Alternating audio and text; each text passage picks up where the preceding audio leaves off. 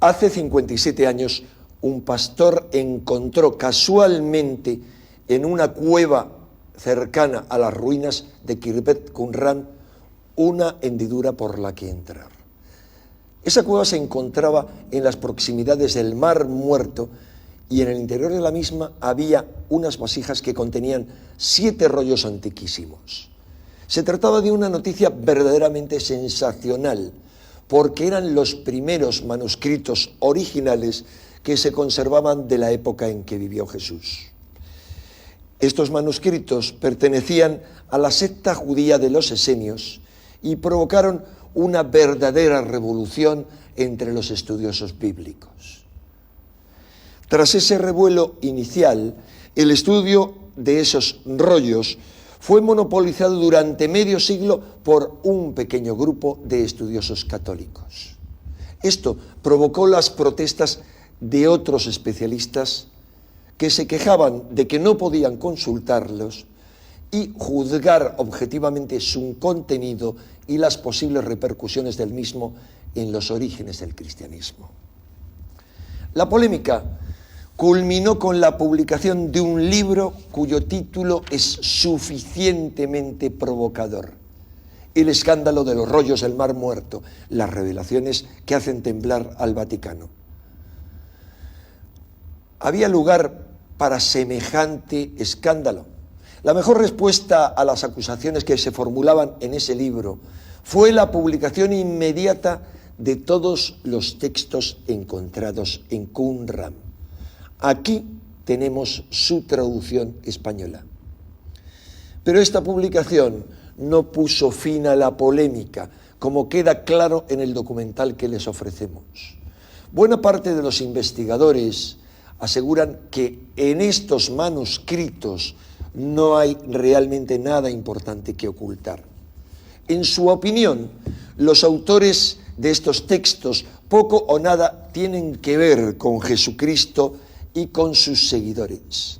Otros sostienen, por el contrario, que estos rollos nos informan del contexto apocalíptico en el que surgió el cristianismo y confirman que sus raíces son genuinamente judías. Según estos expertos, el Jesús visto como Hijo de Dios que propone San Pablo tiene poco que ver con la fe sustentada por esas primeras comunidades judeocristianas. Como veremos en el documental, aún siguen vigentes muchas de las preguntas que se han planteado sobre el contenido de estos manuscritos y sus repercusiones en lo que sabemos acerca de los orígenes del cristianismo. ¿Quiénes fueron los redactores de estos manuscritos? ¿Qué sabemos acerca de sus creencias y de su modo de vida? ¿Contienen algo que justifique el que hayan estado tan envueltos en la polémica? ¿Existe realmente algún motivo por el que hayan tardado tanto tiempo en publicarse todos estos textos? ¿Acaso fueron esenios Jesús y Juan el Bautista, como algunos han asegurado, o al menos se vieron influidos por las ideas de los esenios? ¿Pudo ser San Pablo el embustero que se menciona en algunos de estos textos esenios? Nuestra intención al ofrecerles este documental es que puedan extraer sus propias conclusiones sobre un tema tan apasionante como los orígenes de nuestra fe, un tema del que volveremos a ocuparnos en los próximos meses.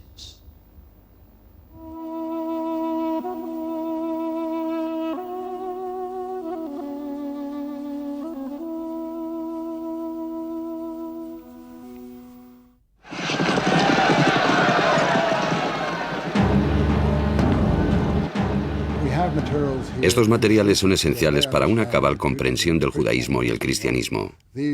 Se trata de documentos que arrojan luz sobre los orígenes de estas dos religiones.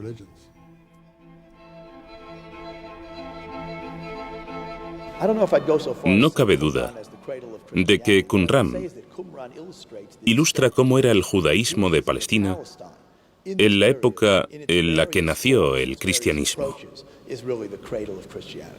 Jesús era un judío, pero ¿qué tipo de judío? Jesús era tan judío que si hubiese ido a una casa que no cumplía con la preparación ritual de los alimentos, no habría comido.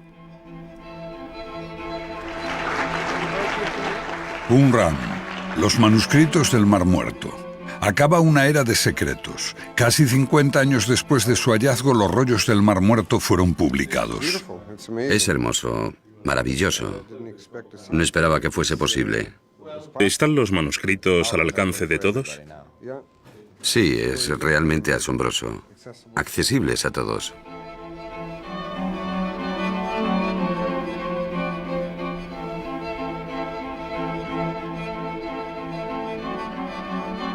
El clan Taamire de beduinos conocía el camino de memoria. Durante generaciones sus ancestros habían llevado los rebaños a través de las lomas del desierto de Judea, junto al Mar Muerto. En 1947, el joven Mohamed Adi, apodado El Lobo, busca una cabra perdida. Al menos esa es la historia preferida. O tal vez estaba buscando viejos objetos para venderlos a los comerciantes de Belén.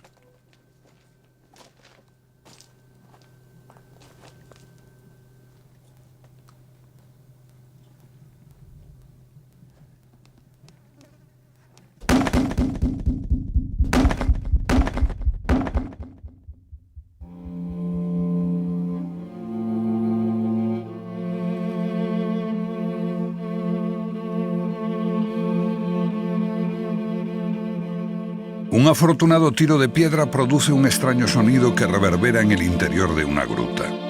Así fue como se descubrió la primera de las 11 cuevas en las que unos 2000 años antes, unas gentes aterrorizadas ocultaron sus textos más sagrados. Cientos de manuscritos de la Biblia, junto con comentarios y normas de su comunidad. El hallazgo más valioso y controvertido del siglo, un descubrimiento que arrojó una luz inesperada sobre la historia de la fe judía y cristiana.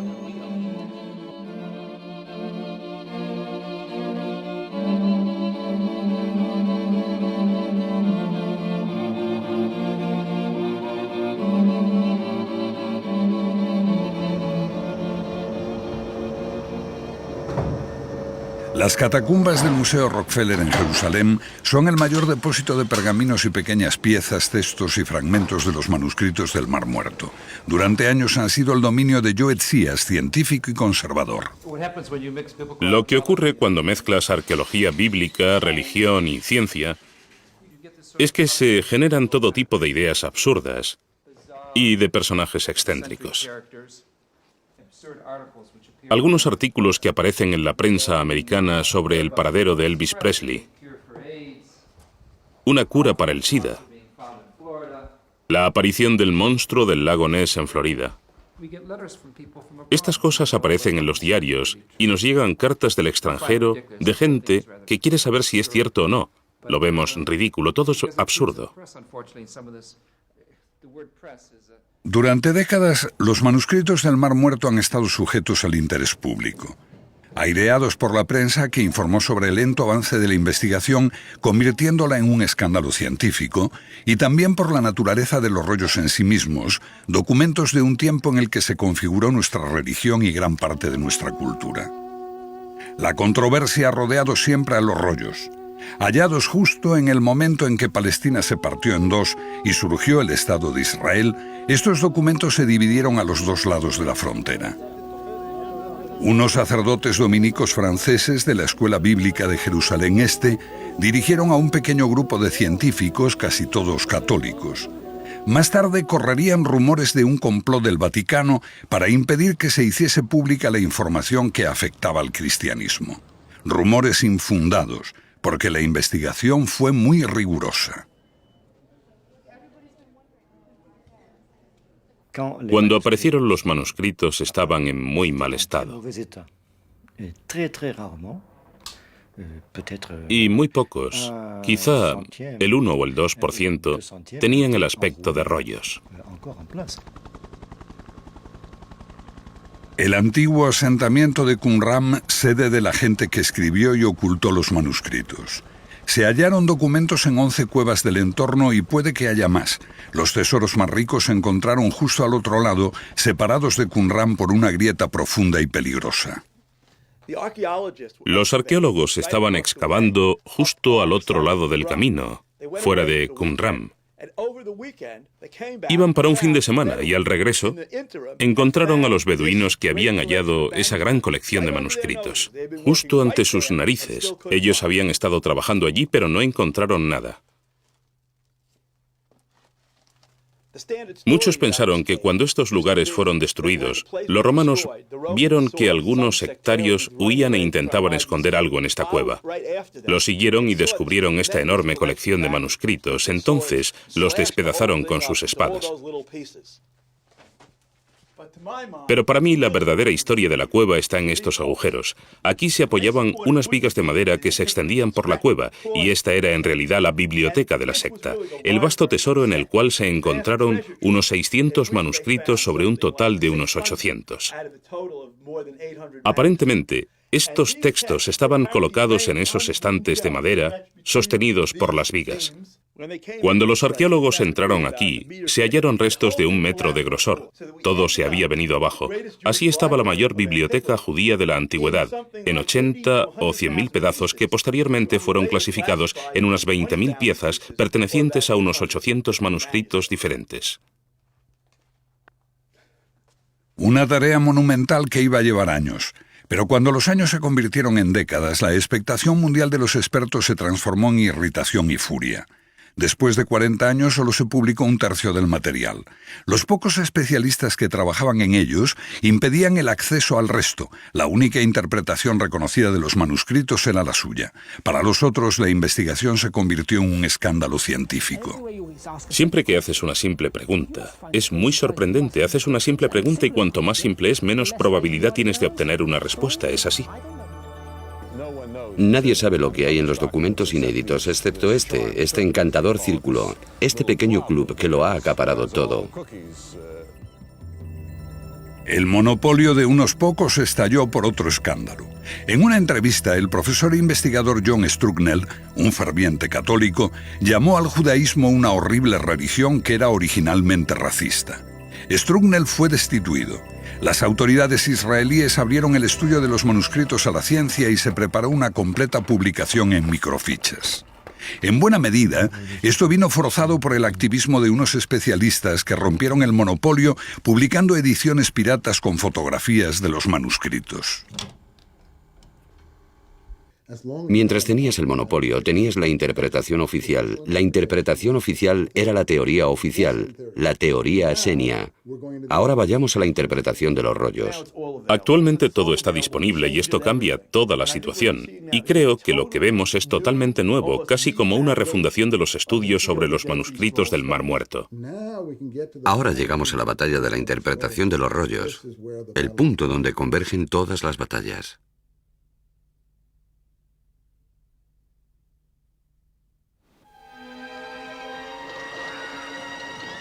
Antes del nacimiento de Cristo, los judíos rechazaban con desesperación a los gobernantes gentiles, los sucesores de Alejandro Magno, que dejaron en Oriente Medio la impronta de la cultura griega. Algunos de esos gobernantes quisieron erradicar el judaísmo quemando las escrituras, erigiendo estatuas paganas en el templo para realizar ritos orgiásticos.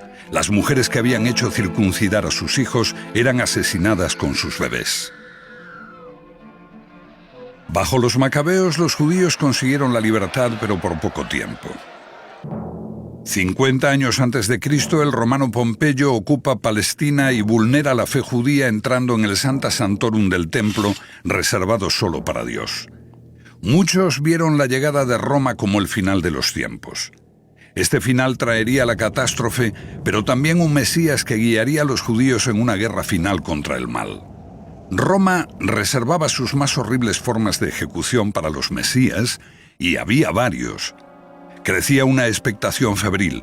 El sentimiento de que algo dramático estaba a punto de ocurrir estremecía a los judíos. Muchos se retiraron para prepararse para este final de los tiempos. Un historiador romano llamó esenios a esos que se iban al desierto cerca del Mar Muerto. Vivían en apacible reclusión, solo con las palmeras por compañía.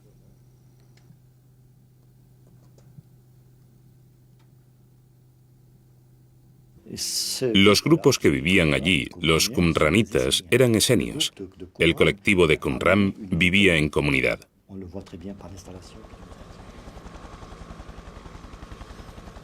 Los padres dominicos de la escuela bíblica veían Qumran como un lugar solitario en el desierto para apacibles monjes célibes dedicados a piadosos estudios que compartían sus pertenencias y eran guiados por un maestro. Algo parecido al actual monasterio que hay cerca de Qumran.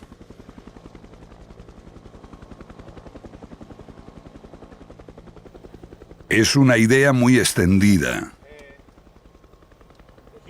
Aquí en Qumran estamos viendo la sala de los calígrafos, que es la auténtica habitación donde se escribieron los manuscritos sagrados hace más de 2000 años. Es en esta habitación donde esos escribas trabajaban duro.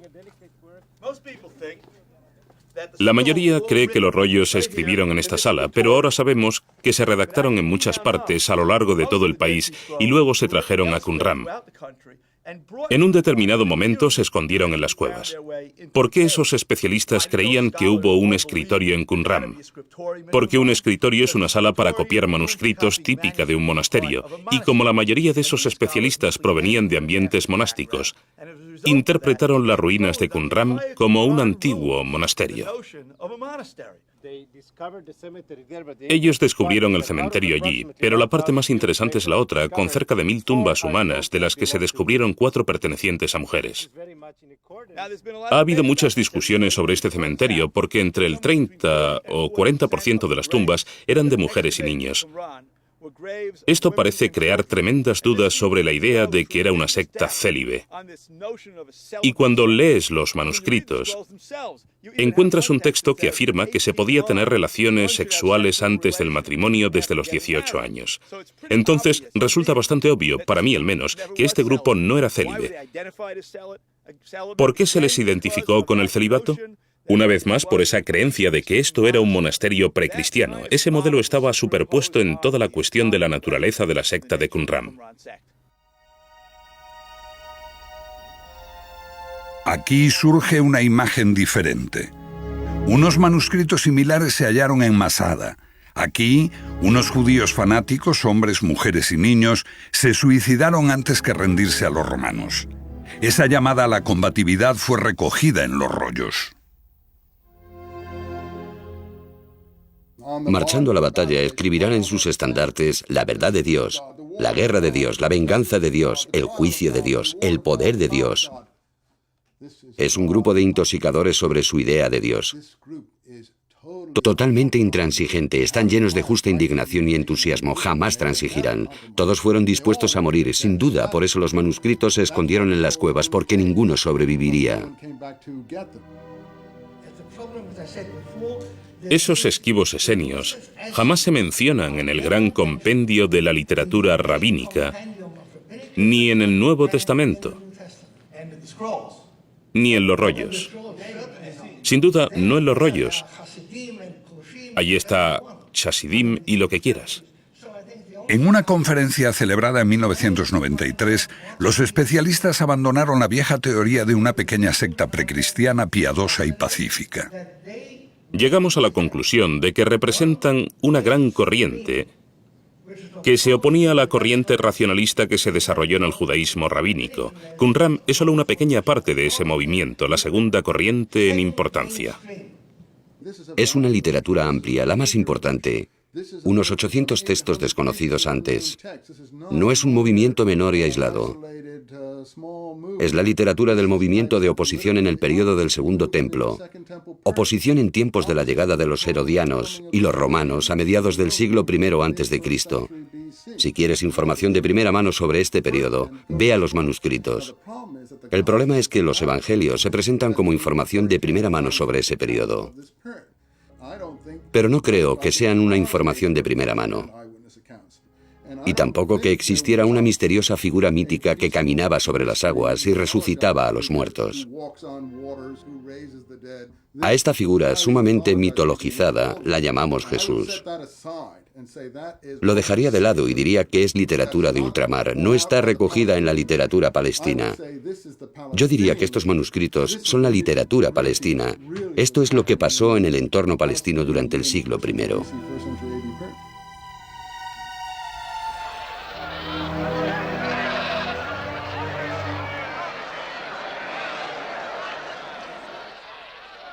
Palestina. Un caldero hirviente de fariseos, saduceos, celotes, zadoquitas, ebionitas, de sectas enfrentadas, grupos, partidos. De hecho, un país dividido en dos, los que aceptaban el gobierno extranjero y prosperaban, y los que lo rechazaban, los que se acomodaban y colaboraban, y los que se oponían, querían volver a la pureza de la fe y oraban pidiendo un Mesías. En los manuscritos se conserva la voz de estos últimos. El Mesías, junto a los pobres, surgirá del polvo. Como una fuerza vengadora, destruirá a los ejércitos extranjeros y erradicará la iniquidad de la tierra. Saben que necesitan un arma secreta, y este arma secreta es el Mesías y sus huestes celestiales. Pero yo no creo que hubiese muchos buenos guerreros, no creo que estuviesen armados y preparados para pelear, ni siquiera que pensasen que debían hacerlo. Creían que si eran totalmente puros, los ángeles lucharían por ellos. Los manuscritos no ofrecen un relato coherente de esos tiempos. A menudo deben descifrarse e interpretarse con cuidado. No dan una clara idea. Incluso no mencionan a griegos o romanos por su nombre, solo como el enemigo y el mal. Acerca de cuándo se escribieron existe un debate, pero una gran mayoría de científicos afirman hoy que los rollos datan de un tiempo anterior a Jesús.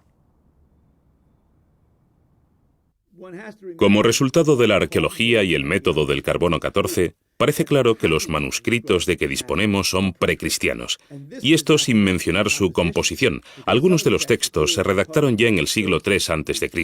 Entonces creo que hemos eliminado totalmente como ridícula cualquier idea de que son realmente documentos cristianos. Muy bien. Si se hubieran acabado de escribir en el año 50 a.C., ¿qué pasó con el centenar de años más emocionante de la historia de Palestina?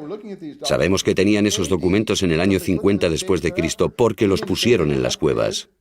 ¿Dices que no eran creativos, que no tenían nada que decir, que permanecían sentados mientras los hechos más emocionantes y trágicos de la historia de los judíos y de los primeros cristianos pasaban ante sus ojos? ¿Y que se limitaban a recitar documentos tan viejos como Abraham Lincoln puede parecernos a nosotros hoy o Bismarck a los alemanes y rogaban por esos antepasados ignorando lo que pasaba en su propia época? Yo lo dudo mucho. Pero Eisenman estaba casi solo en esto. Generalmente se creía que los manuscritos eran anteriores a Cristo basándose en la arqueología y en la datación por carbono 14. Aun cuando la investigación de la escuela bíblica esté también sujeta a críticas y la datación del carbono a veces sea cuestionada. Pero Eisenman cree que algunos de los rollos pueden ser posteriores, por lo que ve en los textos. Encontramos una alusión a los ejércitos extranjeros que invaden el país, y al describir esos ejércitos dicen, se sacrificaron a sus banderas y veneraron sus armas de guerra. Solo los ejércitos romanos, desde los tiempos de Jesús en adelante, se sacrificaron a sus banderas mientras sostenían el busto de sus emperadores deificados. Utilizando datos internos como este, Eisenman va contracorriente de la mayoría, algo que a veces parece gustarle. Se trata de un especialista judío que jamás ha estado fuera de aquí. Decía, Eisenman le da demasiada importancia a los manuscritos. Están tan apagados como el Mar Muerto. El Mar Muerto es gris pizarra, un color muerto, y así son los rollos. Él escribió esto en Commentary Magazine, una de las revistas más famosas de Estados Unidos. Yo le respondí diciendo, obviamente su escritor no ha estado jamás en el Mar Muerto en sus días más azules. Por eso tampoco puede entender el color de la literatura del Qumran. Eisenman ve que los temas comunes y paralelos entre los manuscritos y los orígenes del cristianismo son demasiado evidentes como para rechazarlos por completo. Al otro lado del Mar Muerto está Qumran. Y detrás de nosotros está la fortaleza de Herodión, donde Juan el Bautista fue ejecutado.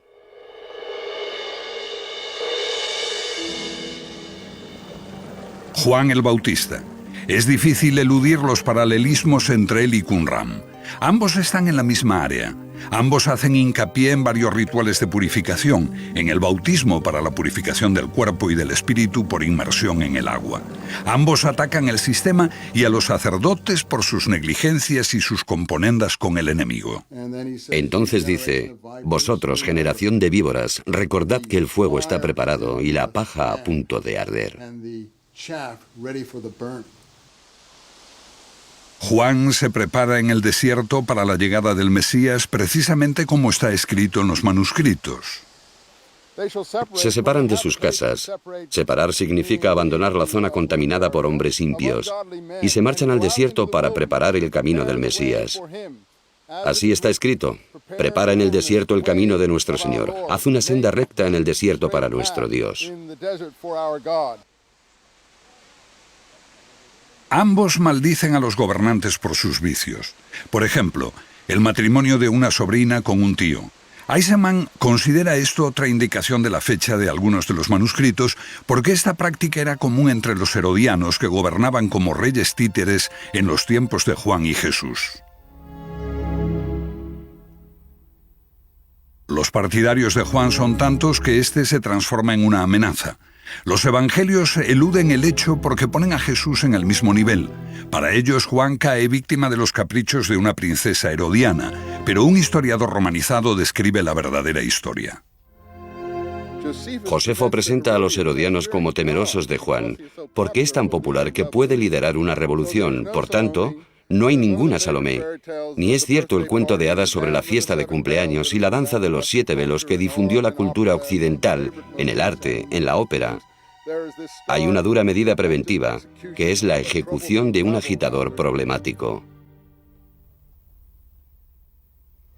Los manuscritos del Mar Muerto no mencionan eventos específicos, presentan una visión combativa del país y otra interpretación de los tiempos. Hacen que uno vea contradicciones en los evangelios. Además del dulce y místico Jesús, hay otro Jesús intransigente con los poderes, el que limpia el templo de mercaderes. Los llamados cambistas eran en realidad gente que vendía ofrendas. Podían comprarlas los ricos para ofrecerlas en el templo. Y Jesús sentía que eso era intolerable. Con esta historia, Jesús se coloca en el bando de la estricta observancia de la ley. Un Jesús militante, muy al estilo de los rollos del Mar Muerto, nada complaciente, desafiando a los sacerdotes y a sus amos romanos. ¿Qué sabemos del Jesús histórico? Lo describen con acierto los evangelios. Jesús entrando en Jerusalén en un humilde asno blanco. En la tradición judía, por lo menos lo que sé por fuentes posteriores, existía la idea de que el Mesías llegaría en un asno blanco.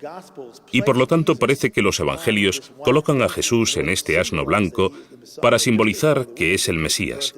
Igual que sitúan su nacimiento en Belén, que es el lugar de nacimiento del rey David, cuyos descendientes se esperaba que ocupasen el trono mesiánico. Los historiadores creen ahora que Jesús vino probablemente del norte, de Galilea, no de Nazaret, porque ese lugar no existía entonces. Ese epíteto debe venir de Nazarini, que significa guardián de la ley. Los evangelistas son capaces de todo para hacerlo nacer en Belén. El Evangelio de Lucas, por ejemplo, dice que no hay sitio en la posada. Este texto lleva a la familia hasta Belén, cuando están viviendo en Nazaret y no encuentran sitio en la posada. Así tenemos la imagen de Jesús favorita, que nació en un pesebre. Esto lo contradice el Evangelio según Mateo, porque en Mateo la familia de Jesús no vive en Nazaret, vive en Belén, y ese es el escenario de Herodes. Tenemos la imagen de la familia de Jesús viviendo en Belén y a Herodes queriendo matar a los niños judíos. Se describe a la Sagrada Familia huyendo de Belén. Dada la naturaleza contradictoria de la información, lo que podemos preguntarnos, ¿qué sabemos de Jesús? Absolutamente nada. Porque toda la información se contradice a sí misma, hasta el punto de convertirse en nada.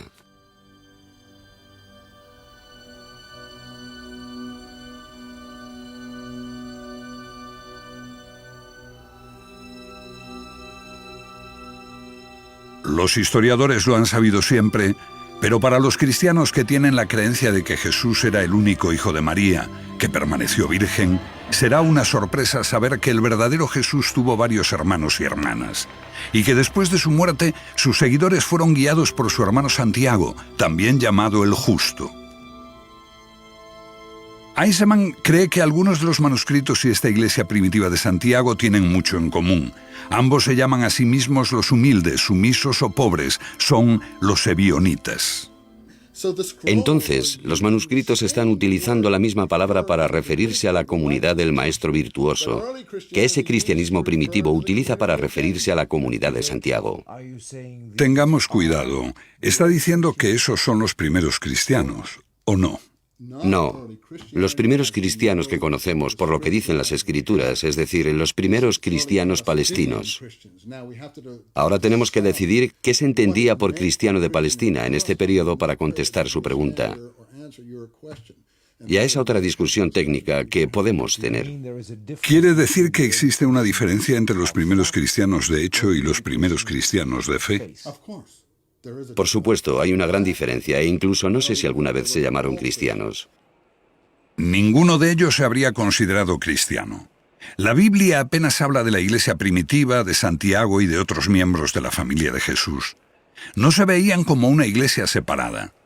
Su única diferencia con los otros judíos está en la esperanza de que Jesús regresará como Mesías. Pero por otra parte eran judíos estrictos y piadosos, al estilo de los escritores de los manuscritos. Además, estos manuscritos no lo mencionan con claridad, pero es posible que algunos fuesen realmente de ese tiempo. Eisenman ve un fascinante paralelismo. De los manuscritos surgen tres personas. El líder, llamado el maestro virtuoso, que no fundó el movimiento, pero marcó el rumbo. El sacerdote malvado, un enemigo exterior, probablemente el sumo sacerdote de Jerusalén, a la cabeza del sistema. Y una tercera y fascinante figura que perteneció al movimiento pero fue expulsado, y se llamaba el embustero. Y a este embustero alguien le dijo que impartiese enseñanzas equívocas de la ley, para eliminar la frontera que los antepasados habían establecido, para llevar a la gente por el mal camino y negar la ley en medio de toda la comunidad. No podría ser una descripción mejor de lo que hace Pablo en la conferencia en Jerusalén, en el libro de los Hechos y en su carta a los apóstoles.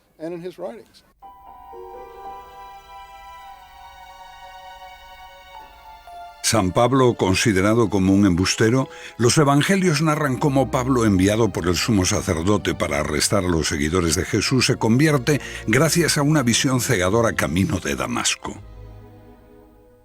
En los manuscritos del Mar Muerto, Damasco es utilizada como un nombre clave para mencionar la región donde están situados los campamentos en el desierto. Lo que algunos especialistas han propuesto es que Damasco es un distrito dentro del sistema administrativo romano y otro término para designar la región de Qumran. Se trató de una conversión, las creencias de Santiago, pero que después le crearon conflictos. Aunque muchos estudiosos, incluido Larry Schiffman, rechazan categóricamente relacionar ambas cosas, esta teoría se ajusta a la historia. Según podemos reconstruir, parece que muy pronto se desarrollaron dos corrientes. Una, personificada por Santiago el Justo, que quería mantener el cristianismo como una forma de judaísmo, practicando todos los ritos judíos. La otra pretendía ver al cristianismo como un movimiento mundial y ponerlo fuera de Palestina y fuera de la comunidad judía. Y esto, por supuesto, es lo más conocido de las escrituras de Pablo. En esta confrontación entre Santiago y Pablo tenemos el verdadero epítome de lo que se dice de Qumran. En la carta de Santiago dice que si quebrantas un pequeño punto de la ley, eres culpable de quebrantarla toda. Por lo tanto, sé un mantenedor, no un quebrantador. Sé un hacedor. Todas estas palabras las encontramos en el vocabulario de Qumran. Santiago es un cabal representante de la escuela de pensamiento de Qumran. Tiene un compromiso con las leyes del país, con su independencia, resistencia al gobierno extranjero, resistencia al sacrificio extranjero en el templo, resistencia a todo lo extranjero, y Pablo es todo lo opuesto. ¿Qué dice San Pablo? Pablo dice lo opuesto. La vía de Pablo lleva el cristianismo a los gentiles.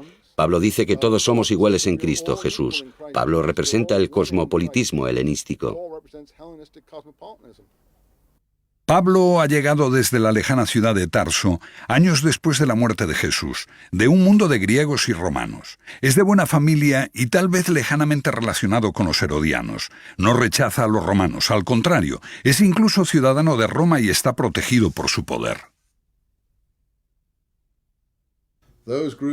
Esos grupos contrarios a Pablo utilizan el mismo lenguaje de Qumran, llamándole un enemigo, un adversario, un embustero, un lenguaraz. Son las mismas expresiones que encontramos en Qumran.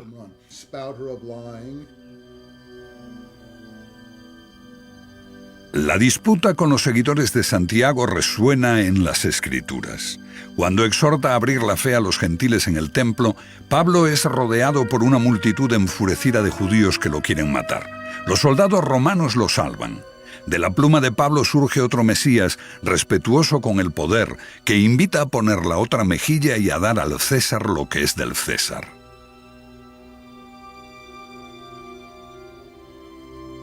Pablo no sabe nada de Jesús. Un hecho que parece conocer es que fue crucificado. No parece disponer de material íntimo, ni siquiera lo cita. Es muy sorprendente que alguien que vive en una proximidad tal y que tendría que conocer historias y haber oído relatos de otra gente, sepa tan poco sobre Jesús.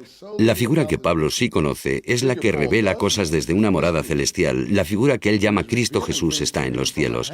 Es el Espíritu Santo que le revela a Pablo este Cristo Jesús de los cielos. Por eso los grupos de Qumran se habrían referido a un personaje tal como un hombre de mentiras y cosas así, porque obviamente en una situación como esa el Cristo Jesús en los cielos se transforma en lo que piensas que debería ser. Entonces, ¿quién conocía al Jesús terrenal? Bueno, gente como Santiago, la persona que vivió con él, que ocupó su lugar y fue martirizado como parece que lo fue. Por eso, yo digo que una vez encontrado el Santiago histórico, en realidad has hallado al Jesús histórico. Pablo difunde su palabra fuera, lejos de la iglesia de Santiago. Una misión que se adapta mejor al mundo de los gentiles, griegos y romanos. El mensaje de un Cristo para todos, un Jesús más suave que el Mesías de los manuscritos del Mar Muerto.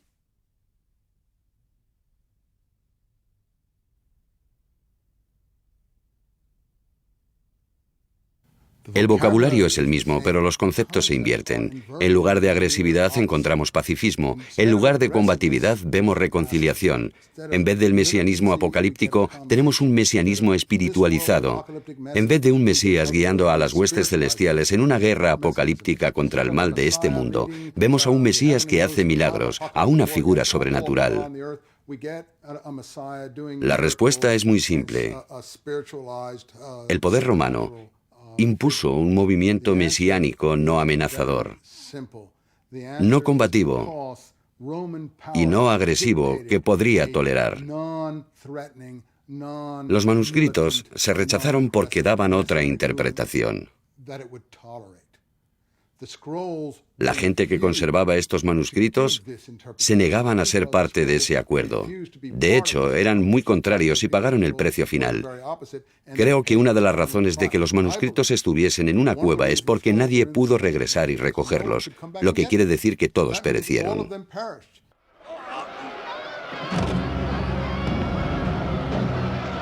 Estamos en el año 67, cuando toda una generación posterior a Jesús muere.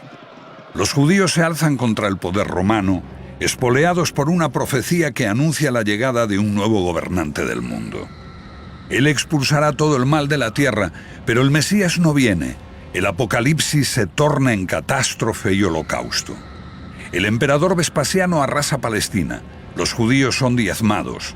Decenas de miles son crucificados, multitud de personas son asesinadas o llevadas como esclavos. Jerusalén arde, el templo es arrasado, sus tesoros saqueados.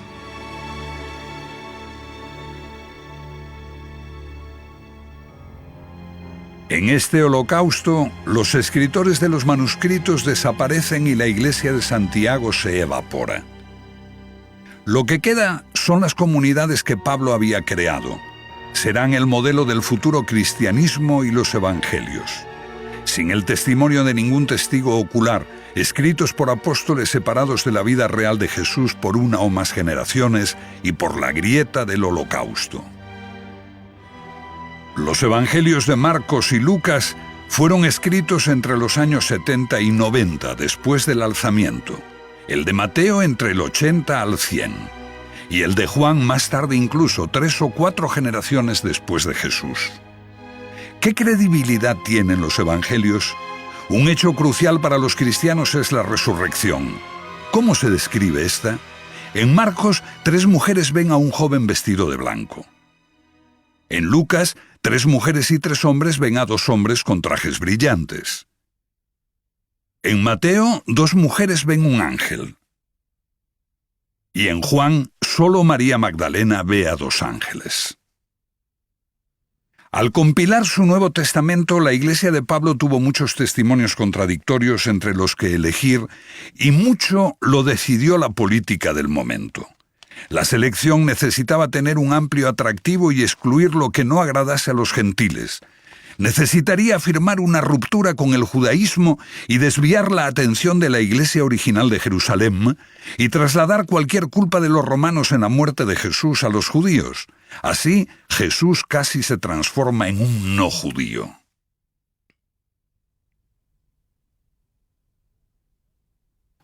La única forma de mesianismo que Roma estaba dispuesta a aceptar era la forma que ahora llamamos cristianismo, que fue, de hecho, adoptada en el Imperio Romano en la forma que conocemos 300 años después. La única forma de judaísmo que Roma estaba dispuesta a aceptar es la forma de judaísmo que conocemos ahora.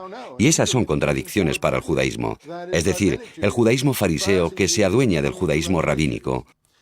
Entonces, las contradicciones para el judaísmo son tan extremas como lo son para el cristianismo, porque ambas tienen la misma visión farisíaca hacia el poder romano que he estado señalando, y que es la de la aceptación. La estrella de la profecía es utilizada por su fundador, un oscuro rabí.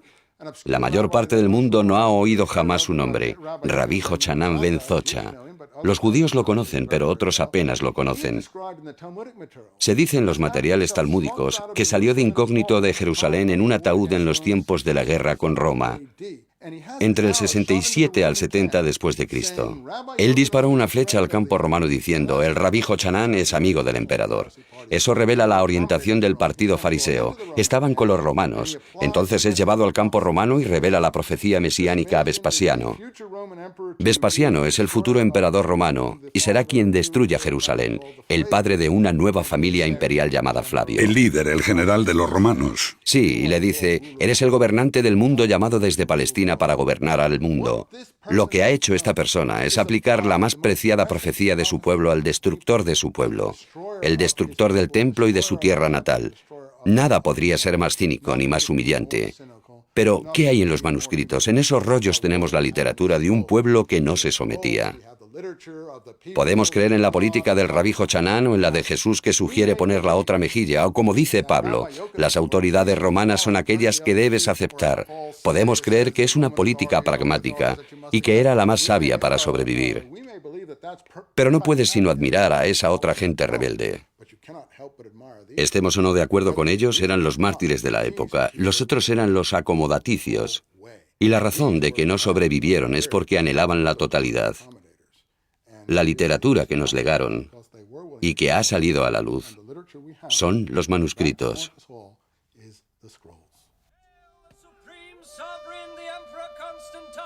Nicea, año 324, 3 siglos después de Jesús. Constantino, el primer emperador romano en abrazar el cristianismo, convoca a los obispos. Existen disputas teológicas sobre la verdadera naturaleza de Jesús, hombre o Dios.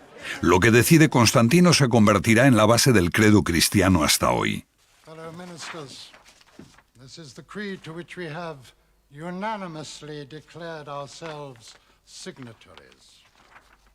En la auténtica tradición romana, por voto mayoritario de los obispos y por decreto imperial, Jesús se transforma en un Dios.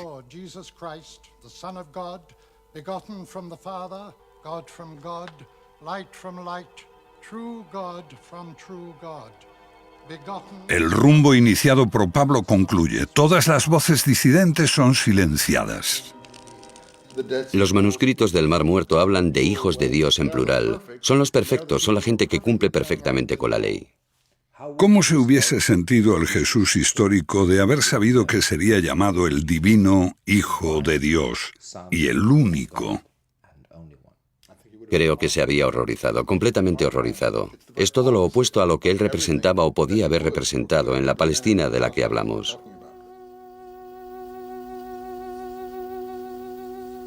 Las opiniones de Eisenman son ferozmente combatidas.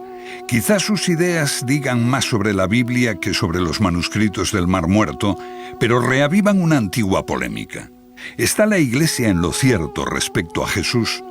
Cuando el misterio de Cristo se basa en la realidad histórica, surgen las dudas. Estos temas siguen siendo una cuestión de fe.